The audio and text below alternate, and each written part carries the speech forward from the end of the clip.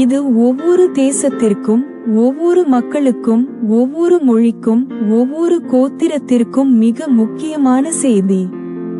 இந்த செய்தியின் சுருக்கம் பின்வருமாறு: 2 வகையான வாழ்க்கைகள் உள்ளன. அவை: 1. இயற்கை வாழ்க்கை. 2. இயற்கைக்கு அப்பாற்பட்ட வாழ்க்கை. உங்கள் இயற்கை வாழ்க்கை பற்றிய முக்கியமான உண்மைகள் பின்வருமாறு: உங்கள் இயற்கை வாழ்க்கை உடல் வாழ்க்கை என்றும் அழைக்கப்படுகிறது. கடவுளால் உங்களுக்கு வழங்கப்பட்டது. உங்கள் இயற்கை வாழ்க்கை உங்கள் தந்தை மற்றும் தாய் மூலம் வந்தது. உங்கள் இயற்கை வாழ்க்கை உங்கள் அனுமதியின்றி உங்களுக்கு வழங்கப்பட்டது. வேறு வார்த்தைகளில் கூறுவதானால், இந்த உடல் உலகிற்குள் கொண்டு வரப்படுவதற்கு முன்பு யாரும் பெற்றோருக்கு அனுமதி வழங்கவில்லை. நாம் இந்த உடல் உலகில் இருக்கிறோம் என்ற உணர்வை நாங்கள் பெற்றோம். இது ஒரு முக்கியமான விஷயம். தயவு செய்து கவனத்தில் கொள்ளுங்கள். சந்தேகமின்றி இந்த இயற்கை வாழ்க்கை அனைத்து மனிதர்களுக்கும் ஒரு தொடக்கத்தையும் முடிவையும் கொண்டுள்ளது. கூடுதலாக, இந்த குறுகிய இயற்கை வாழ்க்கையின் முடிவு பெரும்பாலும் எதிர்பார்ப்பு இல்லாமல் நிகழ்கிறது. இந்த வாழ்க்கை குறுகியதாக இருந்தாலும் அதில் நீங்கள் எடுக்கும் முடிவுகள் உங்கள் நித்தியத்தை தீர்மானிக்கிறது. இந்த இயற்கை வாழ்க்கையில் மாறிவரும் காட்சிகள் உள்ளன. நல்ல மற்றும் தீய காலங்கள் உள்ளன.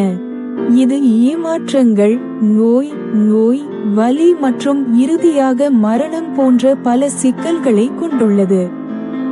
இப்போது வாழ்க்கையின் 2வது வகை, நித்திய வாழ்க்கையை பார்ப்போம்.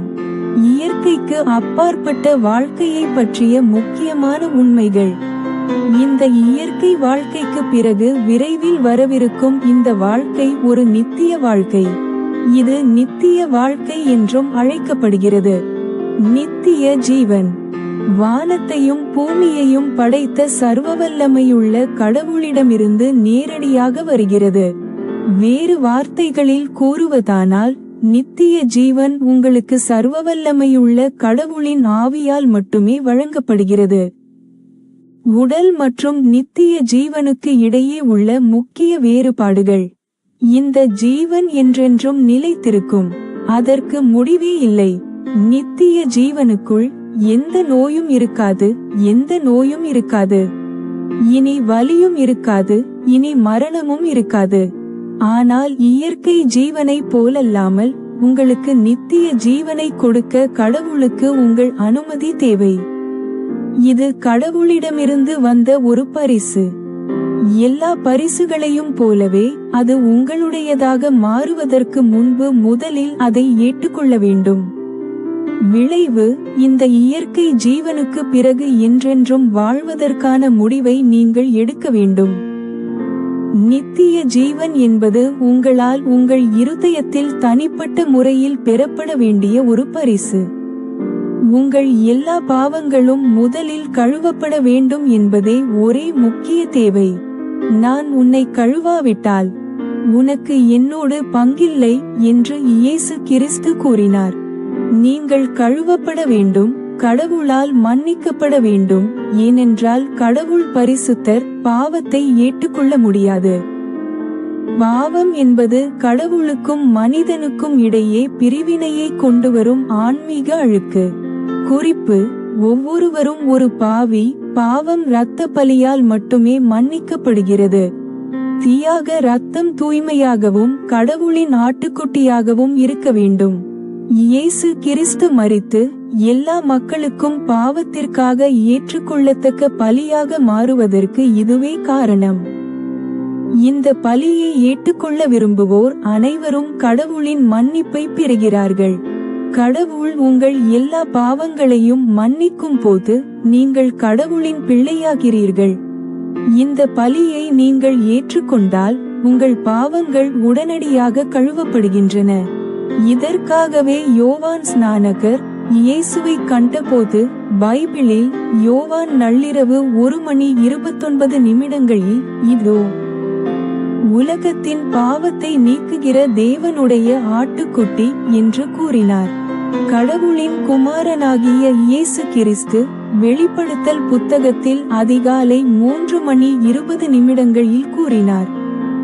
இதோ, நான் கதவிலே நின்று தட்டுகிறேன். ஒருவன் என் சத்தத்தை கேட்டு கதவை திறந்தால், நான் அவனிடத்தில் வந்து அவனோடே போஜனம் பண்ணுவேன், அவனும் என்னோடே போஜனம் பண்ணுவான். வெளிப்படுத்தல் அதிகாலை 3:20. இதன் பொருள், இயேசு கிறிஸ்து உங்கள் இருதயத்தில் வந்து அங்கே வாழ உங்கள் அனுமதியை விரும்புகிறார். நீங்கள் அவரை உங்கள் இருதயத்தில் அனுமதிக்கும் போது அவர் உங்கள் எல்லா பாவங்களையும் மன்னிப்பார். முடிவில், இயேசு கிறிஸ்து உங்களுக்காக கல்வாரி சிலுவையில் செய்த பலியை மனந்திரும்பி ஏற்றுக்கொள்வதன் மூலம் உங்கள் எல்லா பாவங்களும் மன்னிக்கப்படுகின்றன.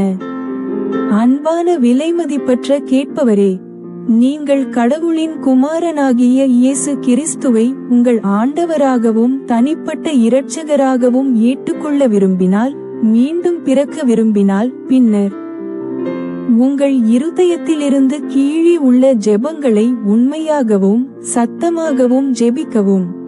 ஜெபம் செய்யுங்கள். தயவு செய்து உங்கள் வாயை திறந்து பின்வருமாறு ஜெபியுங்கள். சர்வவல்லமையுள்ள கடவுளே, நான் ஒரு பாவி என்பதை நான் ஏற்றுக்கொள்கிறேன். என் சொந்த நற்செயல்கள் அல்லது என் சொந்த நீதியின் அடிப்படையில் நான் உங்களை பிரியப்படுத்த முடியாது. ஆகையால் நான் மனந்திரும்பி என் எல்லா பாவங்களையும் விட்டுவிட்டு இயேசு கிறிஸ்துவின் மூலம் உங்களுடன் உடன்படிக்கையில் நுழைகிறேன். உங்கள் நீதியை என்னுடையதாக ஏற்றுக்கொள்கிறேன். கர்த்தராகிய இயேசு கிறிஸ்துவே, இன்று என் இருதயத்தின் கதவை உமக்கு திறக்கிறேன். இப்போதிருந்தே என்றென்றும் என்னில் வாழுங்கள். பிதாவே, கல்வாரி சிலுவையில் எனக்காக சிந்தப்பட்ட இயேசு கிறிஸ்துவின் விலைமதிப்பற்ற இரத்தத்தால் என்னை கழுவுங்கள். இயேசு கிறிஸ்துவை என் ஆண்டவராகவும் எஜமானராகவும் இரட்சகராகவும் ஏற்றுக்கொள்கிறேன். என் ஆவி, ஆன்மா மற்றும் உடலையும் உமக்கு என்றென்றும் அர்ப்பணிக்கிறேன்.